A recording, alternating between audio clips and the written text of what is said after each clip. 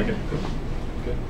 All right. So today we've got Cotter and Devin, and they're going to be talking about a penetration testing platform for the Internet of Things. I know absolutely nothing about this, but I'm sure they will illuminate you all with some wonderful knowledge. I know they've worked really hard, so best of luck and give them your full attention.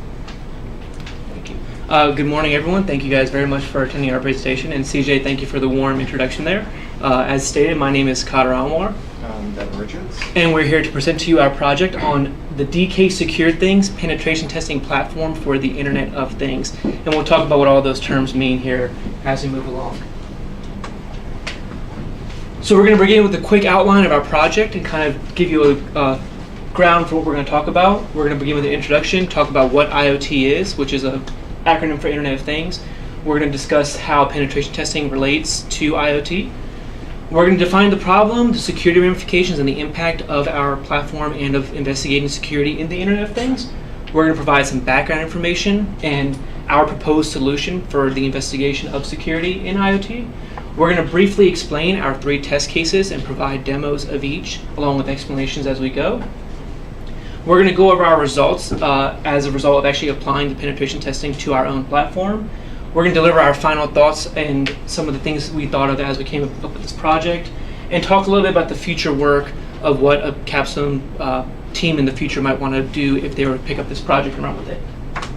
So what is IoT? IoT stands for the Internet of Things, and the things in this instance are smart devices that are interconnected with the internet that sometimes may otherwise not be. A couple examples of this would be smart thermostat, smart coffee maker, Wi-Fi baby cam, devices such as that. These are usually supported by software where all of that data is sent to a user in a readable format. And then, as we said earlier, penetration testing is also part of our project. This is the authorized use of hacking or testing a software or computer platform for weaknesses and vulnerabilities with the intent of learning how to mitigate these vulnerabilities and weaknesses. So we'll discuss a little bit about the impact of IoT and why we really care, because at the end of the day, everything boils down to dollars and cents. So by the year 2020, the expected spending for IoT is projected to be at $267 billion, and more than double that at $742 billion by the year 2023. The majority of the spending will be in the sectors of healthcare, manufacturing, transportation, and utilities. And some examples of these use cases could be manufacturing robots, smart cars or connected cars that we already have on the roads, as well as autonomous vehicles. Utilities could involve smart cities or connected grids. And the healthcare, some of you may have smart watches or smartphones that monitor your health stats as you're running. Those are all connected devices that companies are adopting very, very quickly. So in our research, we identified some security risks with these IoT devices. Generally, the IoT devices are lightweight in nature. They consist of small sensors to send to a centralized server. These sensors usually don't have the computing power to implement proper security measures, so the security is not as robust. We also found, as recently as last year, these IoT devices were actually exploited in a massive botnet consisting of millions and millions of devices. Now, what a botnet is basically a hacker is able to take a number of devices, computers, and use them in any way they see fit.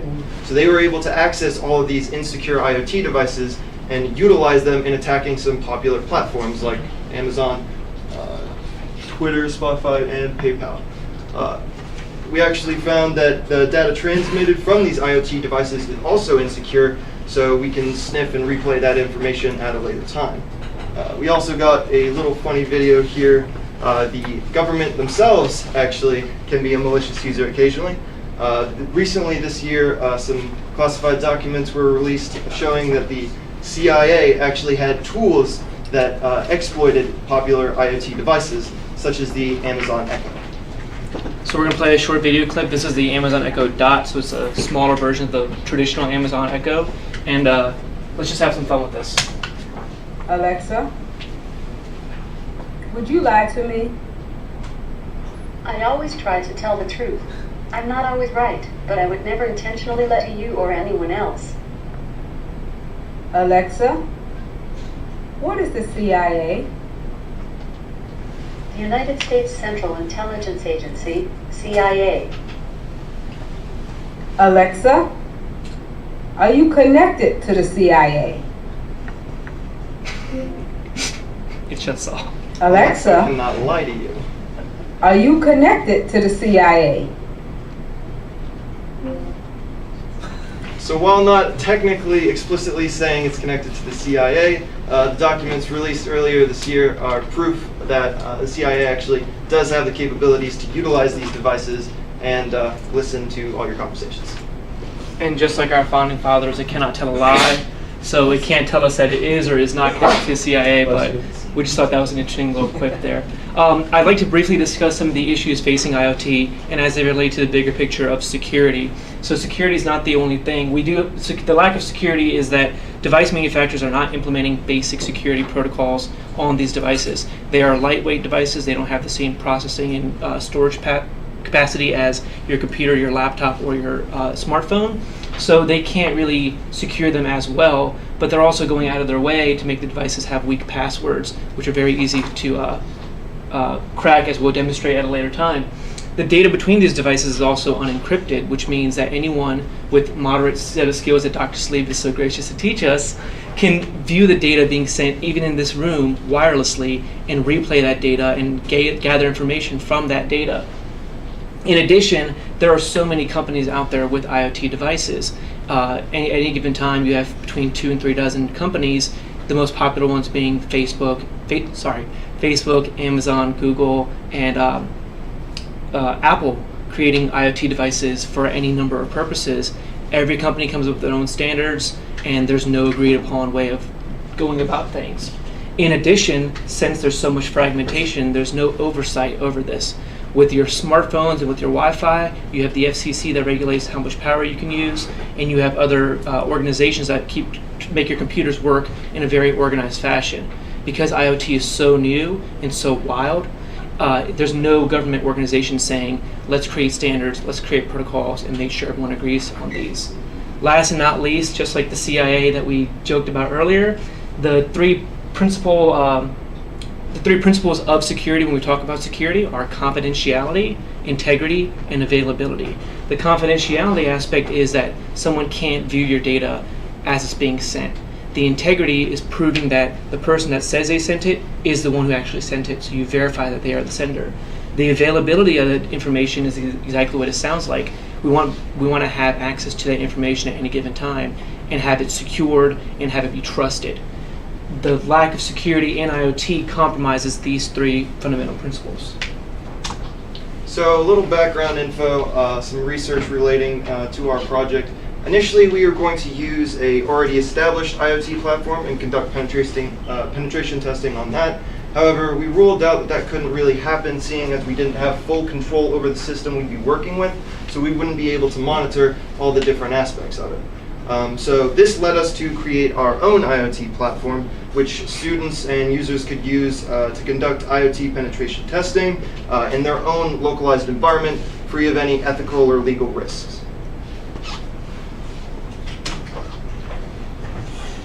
Our proposed solution is to implement a private IoT offering, and this involves deciding which devices we want to use, as well as creating the end-to-end architecture for anyone who makes use of our system. For our architecture, we chose to use some commonly and rather cheaply available components. So the first is the Raspberry Pi. This is a $35 credit card size computer. It has HDMI, it has network connectivity, and it can do a lot of the common functionalities that your desktop at home can't. Attached to it is a device called a SenseHat. This is a $20 sensor board. It attaches in on some pins, which you can see here, and it provides information such as temperature, pressure, humidity. There's an LED grid here you can light up with fancy colors. So it's a very cheap way of taking a board, adding some additional functionality to it, and making it a sensor device. In addition to that,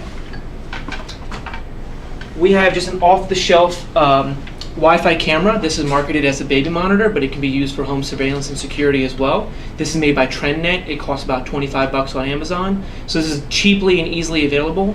And these are mass manufactured devices that anyone can purchase, whether they're IoT or not. Tying all of these devices together is a protocol called MQTT. What MQTT is, it's the MQ Telemetry Transport Protocol. That's a bunch of fancy words. All that means is it's a great protocol suited for IoT, and it's good at sending very short messages, which is what IoT devices are going to do. You're going to send the temperature or the pressure or the humidity. You're not going to send a picture or a YouTube video. These are small messages.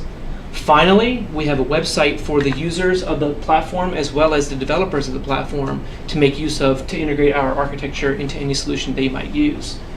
By implementing this solution in a custom fashion, we have complete control over the system. We can tweak it to our needs. We can make it more or less secure, and we can investigate and highlight the security vulnerabilities that IoT has. So a quick visualization of our end-to-end architecture here. We have our Sensat directly on top of our Raspberry Pi, taking in climate data. Then we have our Wi-Fi monitor over here, sending pictures and data to the Raspberry Pi as well. And once the Sensat has actually gathered that climate data, it is sent from the Raspberry Pi through whatever access point or home network it's on to a centralized MQTT broker. Now what this broker does is it pushes all the messages toward that it receives from that Raspberry Pi to a subscriber of that topic. So the subscriber of the topic, my home for instance, would be getting all of the messages published from the Raspberry Pi if it's publishing to my home.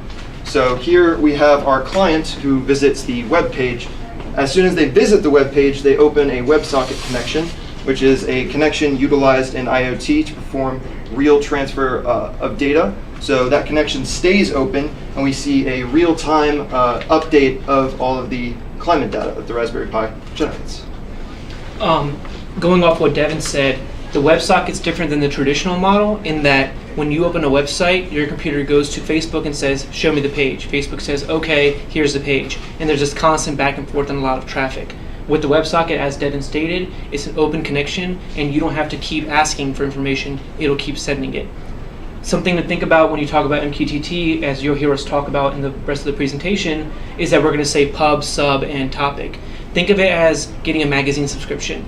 You subscribe to the magazine, they send you one every month as long as you're paying. The topic could be the magazine of your choice, Sports Illustrated, GQ, whatever you might like. So that's kind of a real-world example of what all these terms tie into our architecture. Before we begin our demos, we want to set a quick scenario overview and some of the expectations so you guys know how we're approaching this entire problem. In our scenario, we're assuming that a malicious user has used penetration testing techniques to crack the Wi-Fi password and gain access to your home network. Once they're inside your network, they can potentially have access to the information sent on your network, as well as the information sent between the IoT devices, which is the focus of our investigation. So a quick overview of our scenarios. For our first test case, we will be intercepting connection information that the Raspberry Pi is going to be taking and sending to our IoT, our MQTT broker. So we'll be intercepting that connection information, and now that we have that, an attacker would be able to spoof and send a message to the user that they would see that wouldn't actually be true. In our second test case, we'll have a denial of service attack. Basically what that would be doing is we'd be overloading the MQTT broker with illegitimate messages to try and take it down or slow it. In this instance, as we will show, this will show legitimate and illegitimate traffic both cannot actually be processed by the broker because it's having a denial of service attack.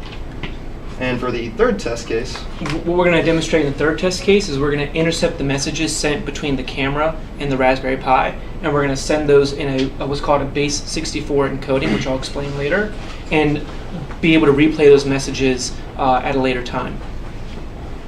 And that's just demonstrating the fact that this information is wide open.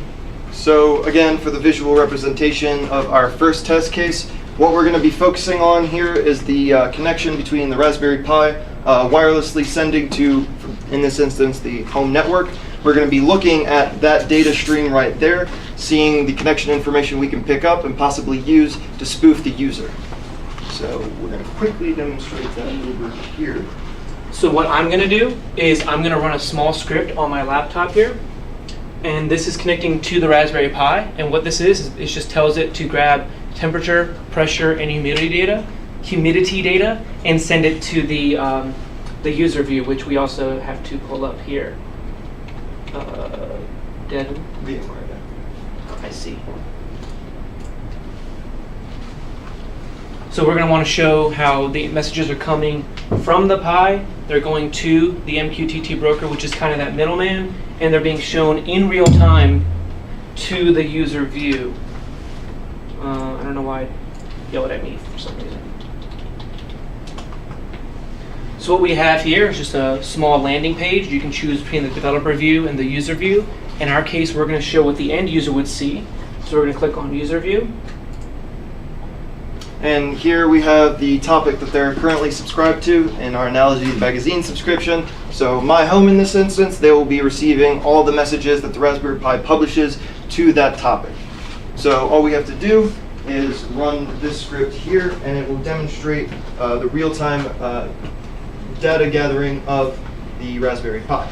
As you can see over here, we just got a temperature, pressure, and humidity values. And as you can again see here, they're updating every 5-10 seconds and constantly taking in whatever input they're given. Yep. So this is how our architecture works in a normal scenario. Now we're going to show how this is affected in our first test case. So here we have a connection initiated by the Pi. As you can see here, the authentication MQTT uses is very weak. It's base authentication, username, password sent in clear text. So if a malicious attacker is able to get onto your network and is able to pick up these messages, not only do they have the IP address of your broker that you're sending to, the broker again relays all the information published to it, it has the username and password to publish to that topic. In addition to that, they can also see the specific topic that you're publishing to, as well as the message format, so they can more reliably spoof you and make you think you're seeing legitimate data when you were not really. So what we're going to do now is we're going to stop that script, which is gathering 3 environment variables, and we're going to just gather temperature data for our instance, just to keep things a little bit simpler. So again, here's the Pi, and it's sending just temperature data. And once again, we can see that information using our sniffing tool here. And you can see how the formats change. So like Devin said, if the hacker is able to see this string, they can see there's brackets and parentheses and colons. They can figure out, okay, I'm going to make this data look fake. Your house is about 69 degrees. It's pretty comfortable. What if we make it say 150?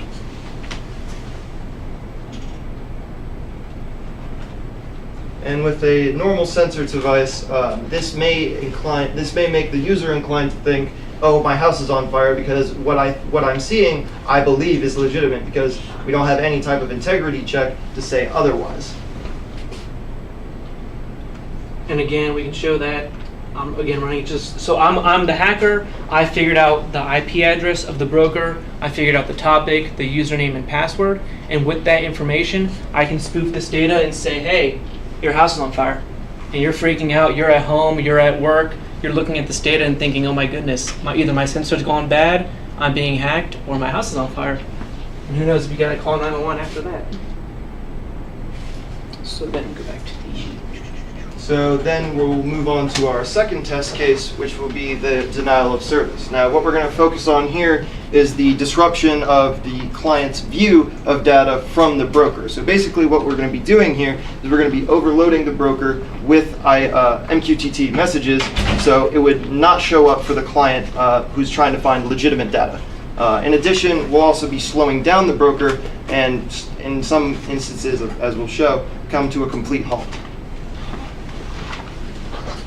So again, I'm going to go back to the reliable laptop, and I'm going to run 4 scripts. And what each of these scripts are doing, each of these, let me make that a little bit bigger for you guys. You see 2, 3, 4, and 5.py. Those are Python files. And what each script is doing is it is sending 1 million messages to our broker here. So we're basically on this side of the network diagram. We're going to attack this guy and flood him with messages to the point that the messages that the client would see are no longer visible. So I'm going to do that now. And the hacker, again, is able to do this, by the way, utilizing those same techniques we showed in the first demonstration. So they have that username and password, they have that topic, they know exactly what they're attacking. So we're going to flood the broker with messages, and we're going to go back to the user view. So and as you can see, it shows you've been hacked, and it's cycling between 2, 3, 4, and 5, which correlates to the files that we have. And it's going to keep flooding it with messages until, in right about 15 seconds or so, you're going to see it go down. So we'll just wait for that to happen. So in a little bit here, you're going to see a bunch of error messages basically saying, hey, we are no longer able to publish to this broker. And you also see that that little number that keeps cycling through there is also going to freeze. So I'm just going to see here. It takes about 15 or 20, 30 seconds. Yeah. Fantastic. So as you can see, it cannot find the assigned requested IP address, which in our instance is the broker from QTT. And the last message it was able to receive was this. Now this is, again, to remind you, is also in real time. So we should be seeing it gradually updating. We don't, because the broker is being denied service. You will see, however, that it was able to recover. The Mosquito broker in this instance is robust enough to recover from these instances. However, we're only using one machine to try and deny this broker service. If we used a botnet, for instance, the Mariah botnet, we would have millions and millions of devices whose computing power we could utilize to try and take this out. Excellent. So with that concluded, we'd like to move on to our third and final test case, which in this case is the man-in-the-middle attack. And what a man-in-the-middle attack is it kind of what it sounds like, how you play monkey in the middle. It's kind of the same way. You're able to insert yourself in the network or gain access to the network, and you're able to view the information sent over the network, and in some cases you're able to manipulate that information. So you tell the person, okay, you're going to go to Amazon.com? No, you're going to come to me first. I'm going to get your credit card information, and then I'm going to go to Amazon as if I'm the good guy, but they can do whatever they want with that information in malicious uses. In our case, we're going to intercept the information sent between the Wi-Fi camera and the Raspberry Pi. The Raspberry Pi is set up as a file server, and what the Wi-Fi camera is set up to do is send images, a snapshot, every 10 seconds to the Raspberry Pi. This information is sent over plain text and can be easily decrypted and viewed at a later time, which I'll demonstrate now.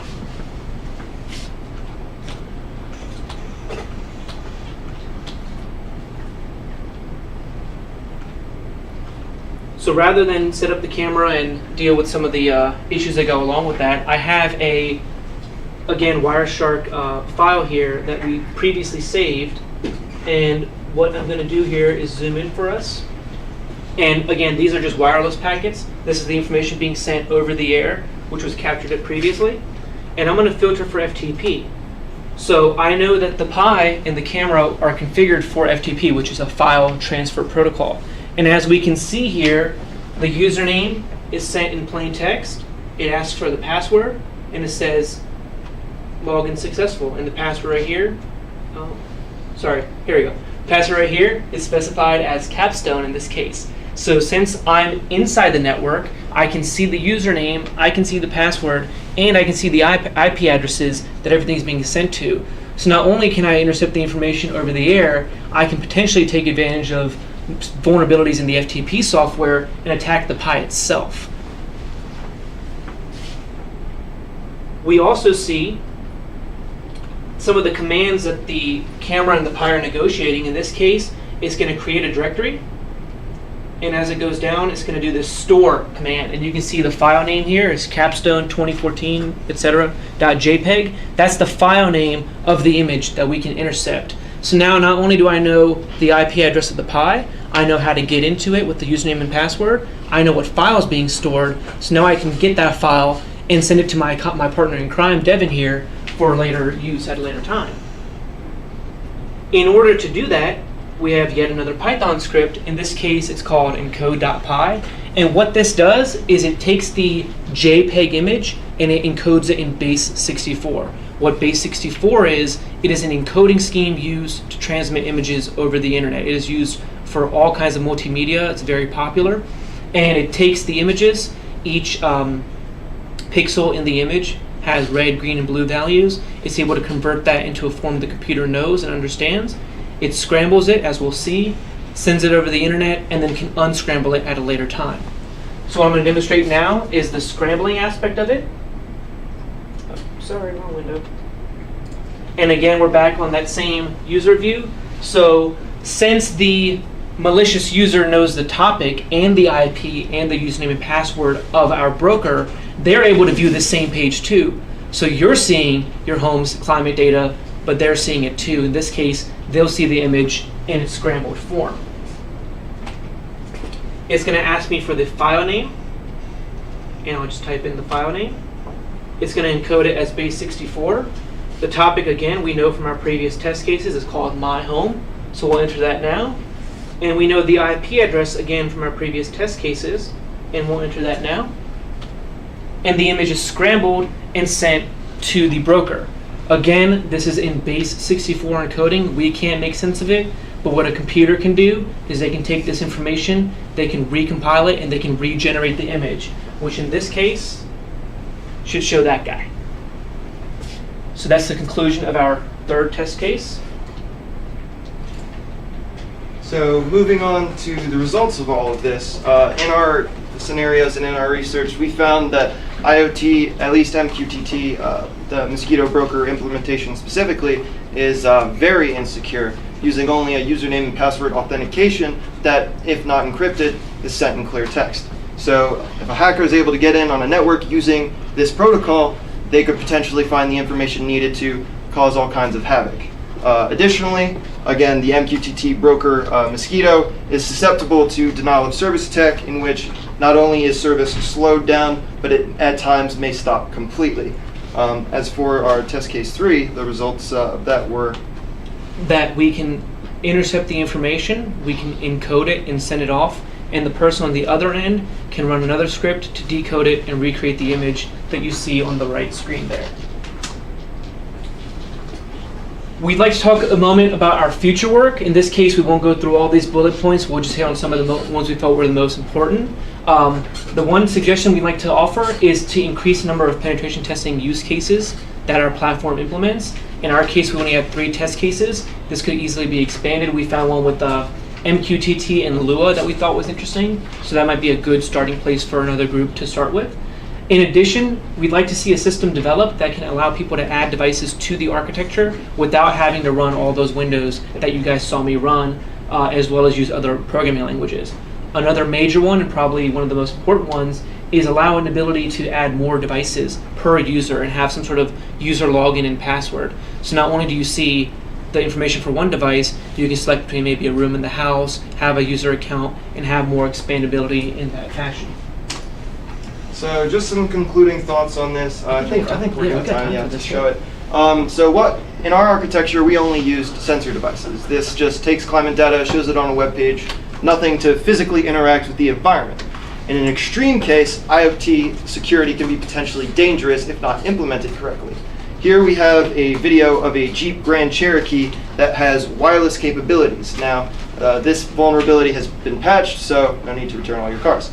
But as we'll be seeing here shortly, a hacker used to be able to get into the car and mess around with any computerized system, which modern cars have a lot of computerized systems.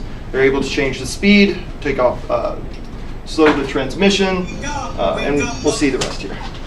So here at this video, what it is like Devin said, he's driving a Jeep car. He's got an ex-NSA hacker in the passenger seat with him. He's got a laptop similar to mine, and he's able to wire into the car's CAN bus system and lock the steering wheel. So you can see he's driving. He executes some fancy commands. That was definitely waking me up. So just like he was woken up, we hope that the security ramifications wake all of us up and make sure we keep our devices secure. That is not a security ramification. That was not expected. I'm sorry. Everybody hates that. I'm quite sure this was intentional.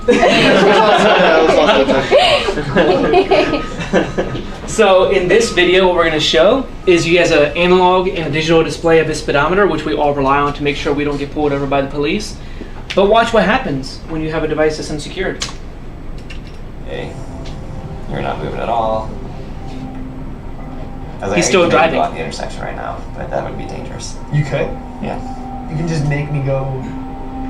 Right. Okay, so the stuff where you could actually shut the car down or make me spin out of control. Let's go back to the parking lot. Yeah, let's not do that on the open road. Let's do it somewhere closed off. So, and then in this part, I'm just gonna keep the video running. In this part, he's gonna take him to a parking So lot if which we will would be try more to stop, secure. like stop right now. I'll show you what happens. So we're stopped, Yeah. but now we're not stopped. Oh man. He's I don't overriding like that sound at the all. driver. Yeah, no, cars usually don't make that sound. That's a scary sound. Ooh. I just want to see like some steering and stuff. Yeah, I see some steering. Okay, so get somewhere where we can go backwards. Okay. So in reverse, not touching anything. This is So, him controlling that's it from the us. laptop. The Nice. guy's not touching anything. That's crazy. I'm gonna tell the car that there's something behind you and you need to stop, and so it'll stop. Okay. So you go ahead. Fuck. Pardon for the vulgarity there.